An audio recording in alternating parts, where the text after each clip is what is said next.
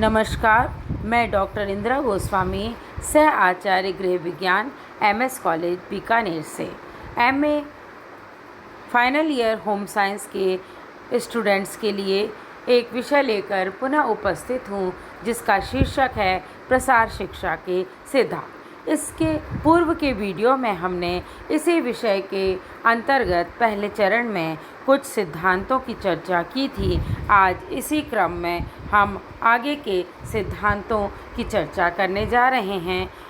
इसमें पहला सिद्धांत है राष्ट्रीय नीति एवं कार्यक्रम के अनुसरण का सिद्धांत। समाज के उत्थान के लिए सरकारी स्तर पर अनेक नीतियाँ और योजनाएं बनाई जाती हैं। इनके क्रियान्वयन के लिए तकनीकी और आर्थिक सहायता भी प्रदान की जाती हैं। ये योजनाएं मुख्य रूप से ग्रामीण उद्योग धंधों, साक्षरता, स्वास्थ्य, स्वच्छता, गृह निर्माण, रोजगार, मजदूरी दर, मातृ शिशु कल्याण आदि से संबंधित होती हैं। प्रसार कार्यक्रम के अंतर्गत प्रसारकर्ता से ये अपेक्षा की जाती है कि वह अपने इन कार्यक्रमों को राष्ट्रीय नीतियों के अनुरूप बनाएं, राष्ट्रीय योजनाओं और विभिन्न क्षेत्रों से प्रदत्त सुविधाओं से लोगों को परिचित कराएं, इनकी प्राप्ति में लोगों की सहायता करें। राष्ट्रीय नीति और कार्यक्रम से जुड़कर ही समुदाय और देश की मुख्य धारा के साथ जुड़ सकता है और सबके साथ कदम मिलाकर चल सकता है। अगला सिद्धांत है स्थानीय दशा की अनुसरण का सिद्धांत। प्रसार शिक्षा के अंतर्गत इस सिद्धांत का पालन किया जाता है कि प्रसार कार्यक्रम स्थानीय दशा या परिस्थितियों के आधार पर हो। स्थानीय दशा के अंतर्गत भौगोलिक परिस्थितियाँ, भौतिक, सामाजिक, बौद्धिक परिस्थितियाँ शामिल होती हैं। विपरीत भौगोलिक परिस्थितियों के फलस्वरूप अनेक विकास कार्यक्रम अवरुद्ध हो जाते हैं। अगला सिद्धांत है स्थानीय संसाधनों के प्रयोग का सिद्धांत। प्रसार शिक्षा में प्रकृति का सबसे बड़ा संसाधन मानव है। उसकी बौद्धिक और शारीरिक शक्तियों का अधिक से अधिक उपयोग ही प्रसार कार्यक्रम का उद्देश्य होता है। प्रसार कार्यकर्ता को स्थानीय मानवीय और भौतिक साधनों को पहचान कर उनका भरपूर उपयोग करना चाहिए। वयस्क और प्रौढ़ शक्तियाँ युवाओं एवं बच्चों को अपने अनुभवों के द्वारा शिक्षित कर सकती हैं, उनकी समस्याओं के निदान में सहायक हो सकती हैं। वहीं महिलाएं अपने स्वयं के परिवार और आसपास के विभिन्न परिवारों को भी शिक्षित और जागरूक कर सकती हैं। अगला सिद्धांत है स्थानीय नेतृत्व का सिद्धांत। प्रसार शिक्षा स्थानीय नेतृत्व को समुचित श्रेय देने में विश्वास करता है। स्थानीय नेतृत्व विशेष रूप से ग्रामीण नेतृत्व दोनों ही प्रकृति में प्रसार शिक्षा में महत्वपूर्ण बात यह है कि प्रसार शिक्षा में स्थानीय नेतृत्व की भावना प्रबल रूप में होनी चाहिए। प्रसार कार्यकर्ता का ये कर्तव्य होता है कि वह अपने कार्य क्षेत्र के प्रभावशाली लोगों की तलाश करे और विभिन्न योजनाओं के कार्यान्वयन की जिम्मेदारी उन्हें सौंप दे। कोई भी प्रसार कार्यकर्ता तब तक सफल नहीं होता है जब तक कि वह स्थानीय नेताओं का सहयोग लेकर कार्य नहीं करता है। लोगों का विश्वास अपने नेता पर बहुत अधिक होता है। वे उसकी बात को सुनते हैं, समझते हैं और उसे स्वीकार भी करते हैं। यह बात अवश्य है कि प्रसार कार्यकर्ता को नेता का चुनाव विवेकशीलता से करना होता है। उसे समुचित प्रशिक्षण भी देने की आवश्यकता होती है। अगला सिद्धांत है प्रजातांत्रिक प्रकृति का सिद्धांत। प्रसार शिक्षण का ढांचा पूर्णतः प्रजातांत्रिक होता है। व्यक्ति स्वयं को प्रसार कार्यक्रम का एक अंग मानता है। प्रसार कार्यक्रम की सभी योजनाएं लोगों के विचार विमर्श के द्वारा बनाई जाती है। योजनाओं का क्रियान्वयन किस प्रकार करना है जिससे कि अधिक से अधिक लोगों को लाभ मिल सके, इसका विचार सब मिलकर बैठकर करना होता है। इसके माध्यम से पंचायत को भी एक स्वस्थ स्वरूप मिलता है। अगला सिद्धांत है स्थानीय संगठनों के सहयोग का सिद्धांत। जिस प्रकार प्रसार कार्य स्थानीय सहभागिता और स्थानीय नेतृत्व के सिद्धांत पर आधारित है, उसी प्रकार इस कार्य में स्थानीय संगठनों का भी महत्वपूर्ण योगदान होता है। ये संगठन पूर्ण रूप से स्थापित हो सकते हैं और नए रूप में स्थापित भी किए जा सकते हैं। इनके माध्यम से कार्यक्रम को चलाने में प्रसारकर्ता को सुविधा होती है। स्थानीय संगठनों को नकार कर चलाया गया कोई भी कार्यक्रम सफल नहीं हो सकता। गांव में युवा मंडल, महिला मंडल, पंचायत सभा जैसे कई संगठन होते हैं और इसके अलावा भी आवश्यकता अनुसार नए नए संगठनों का गठन किया जा सकता है, किंतु इस बात पर बल देना जरूरी है कि ये कार्यक्रम इन संगठनों के सहयोग से चलाया जाए। अगला सिद्धांत है निरपेक्षता या तटस्थता का सिद्धांत। प्रसार कार्य की प्रकृति पूर्णतः प्रजातांत्रिक होती है। इसमें हर वर्ग, हर समुदाय, जाति, धर्म, दल, संगठन के लोगों को सम्मिलित किया जाता है और उनका सहयोग प्राप्त किया जाता है। प्रसार कार्यक्रम में सभी को समान महत्व दिया जाता है। ये कार्यक्रम सभी को समान रूप से लक्षित होते हैं। प्रसार कार्यक्रम सभी के लिए निरपेक्ष और तटस्थ भाव से तैयार किए जाते हैं तथा प्रसार कार्यकर्ता को इस सिद्धांत का पालन करना होता है कि वह जातिगत, धर्मगत, दलगत भावनाओं से परे होकर निरपेक्ष और तटस्थ रूप में इस कार्यक्रम को आगे बढ़ाए। किसी व्यक्ति या समुदाय में ना तो उसे आवश्यकता से अधिक रुचि दिखानी चाहिए, ना ही उनसे बैर भाव या कटुता या पक्षपात की भावना रखनी चाहिए। प्रसार कार्य सभी के हित की रक्षा करता है, अतः इस कार्यक्रम से लाभान्वित होना सभी का एक अधिकार है। इस बात के लिए प्रसार कार्यकर्ता को सचेष्ट रहना बहुत जरूरी है। अगला सिद्धांत है समता का सिद्धांत या प्रिंसिपल ऑफ इक्वलिटी।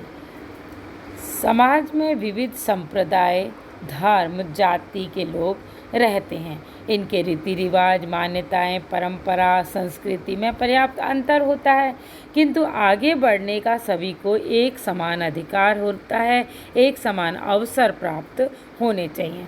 प्रसार कार्यक्रम बनाते समय प्रसारकर्ता को सतर्क और आश्वस्त रहना बहुत ज़रूरी है कि कार्यक्रम का लाभ सभी को समान रूप से मिल रहा है, नहीं सभी संप्रदाय, सभी धर्म और जाति के लोगों को इसका समान अधिकार प्राप्त हो रहा है या नहीं। ऐसा नहीं हो कि प्रसार कार्य का प्रजातांत्रिक ढांचा खंडित हो जाए और किसी एक विशिष्ट समूह को ही लाभ प्राप्त हो। अगला सिद्धांत है व्यवहारिक विज्ञान और तकनीक का सिद्धांत। प्रसार शिक्षण एक व्यवहारिक शिक्षण पद्धति है। अनुसंधान और खोज परीक्षण का कार्य इसमें निरंतर होता रहता है।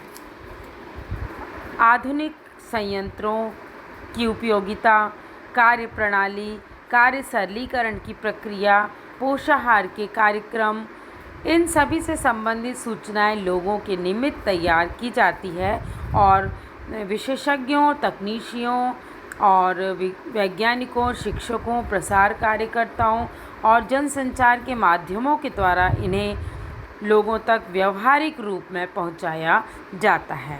इन प्रयोगों और अनुसंधानों की सफलता ही इसकी प्रामाणिकता होती है।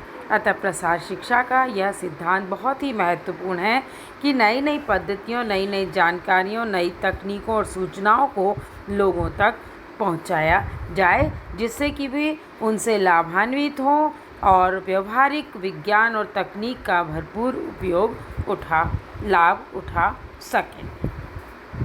अगला सिद्धांत है प्रशिक्षित विशेषज्ञता का सिद्धांत। प्रसार शिक्षा के अंतर्गत अनेक विषय और विधाएं आती हैं, जैसे लघु उद्योग, स्वास्थ्य, चिकित्सा, गृह विज्ञान, अर्थशास्त्र, मनोविज्ञान, समाजशास्त्र। इसका क्षेत्र बहुत ही व्यापक होता है। कोई एक व्यक्ति हर विषय में पांडित्य प्राप्त नहीं कर सकता है। अकेले प्रसारकर्ता के लिए भी संभव नहीं होता कि वो एक ही व्यक्ति हर विषय में दक्षता प्राप्त कर सके। दूसरी ओर प्रसार शिक्षण का एक पक्ष ये भी है कि लोगों को नवीनतम सूचनाएं और जानकारियों से अवगत कराए। तो प्रसार शिक्षण का ये सिद्धांत इस पक्ष पर बल देता है कि लोगों को विषय की जानकारी विशेषज्ञों के माध्यम से दी जाए।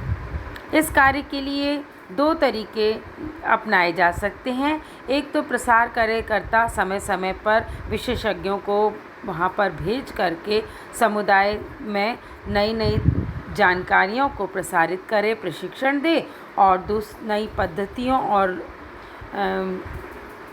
प्रशिक्षण के लिए शिविर लगाए और वहाँ रह करके लोगों को प्रशिक्षण प्रदान करें। इसके अलावा रेडियो, दूरदर्शन और अन्य माध्यमों, दृश्य श्रव्य माध्यमों के द्वारा और प्रकाशित पत्र पत्रिकाओं के द्वारा विशेषज्ञों द्वारा लोगों तक नवीनतम जानकारी को प्रसारित किया जाए। प्रसार कार्यकर्ता का ये कर्तव्य है कि वो छपित सामग्री दृश्य श्रव्य माध्यम के माध्यम से लोगों तक जानकारी को प्रकाशित करे और जिससे कि वो उसका लाभ उठा सके। और अगला सिद्धांत है शिक्षण पद्धतियों के प्रयोग से अनुकूलनशीलता का सिद्धांत। समाज में विविध प्रकार के लोग रहते हैं जो विभिन्न स्तर और समुदाय का प्रतिनिधित्व करते हैं। ये अलग अलग आर्थिक, बौद्धिक और शैक्षणिक स्तर के होते हैं। लोगों के शैक्षिक स्तर में अंतर होने पर उनके बौद्धिक स्तर में, उनकी समझ में भी अंतर होता है। ऐसी स्थिति में किसी भी एक शिक्षण पद्धति का प्रयोग करके सभी को एक साथ शिक्षा नहीं दी जा सकती और ना ही वो व्यवहारिक होती है। इसलिए प्रसार शिक्षण विशेषज्ञ ने एक ही क्षेत्र में एक से अधिक शिक्षण पद्धतियों के अनुकूल प्रयोग की सिफारिश की है। जब एक से अधिक शिक्षण पद्धतियों द्वारा सूचनाएं प्रदान की जाती हैं तो लोग विवेकपूर्ण तार्किक ढंग से सोच समझ पाते हैं और ये प्रसार शिक्षण भी अधिक प्रभावशाली होता है। कार्यकर्ता स्थानीय स्थितियों और ग्रामीणों के बौद्धिक स्तर के अनुकूल शिक्षण पद्धति का चयन करते हुए उन शिक्षण पद्धतियों के माध्यम से प्रसार कार्यक्रम को आयोजित करता है। और प्रसार शिक्षण का अंतिम सिद्धांत है मूल्यांकन का सिद्धांत या प्रिंसिपल ऑफ इवैल्यूएशन। प्रसार शिक्षा का उद्देश्य लोगों के जीवन का सर्वांगीण विकास करना है। इसके लिए व्यक्ति के बौद्धिक स्तर, उसके आर्थिक स्तर को ऊंचा उठाना मुख्य ध्येय होता है। इस दृष्टिकोण से इस उद्देश्य की पूर्ति होने पर ही प्रसार कार्यक्रम सफल माना जाता है।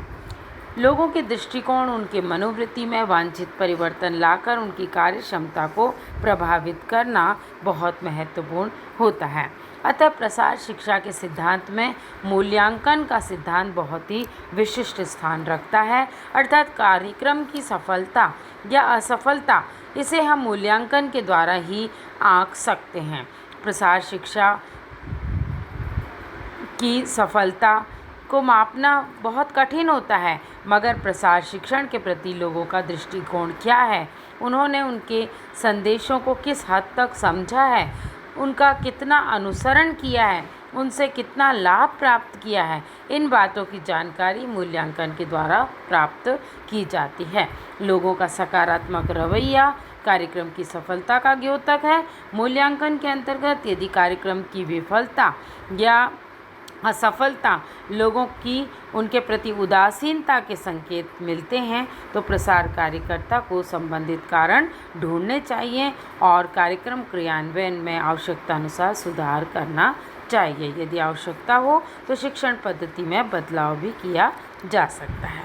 इस प्रकार से प्रसार शिक्षा के सिद्धांतों का गंभीरतापूर्वक पालन करके प्रसार शिक्षा के उद्देश्यों की प्राप्ति की जा सकती है। धन्यवाद।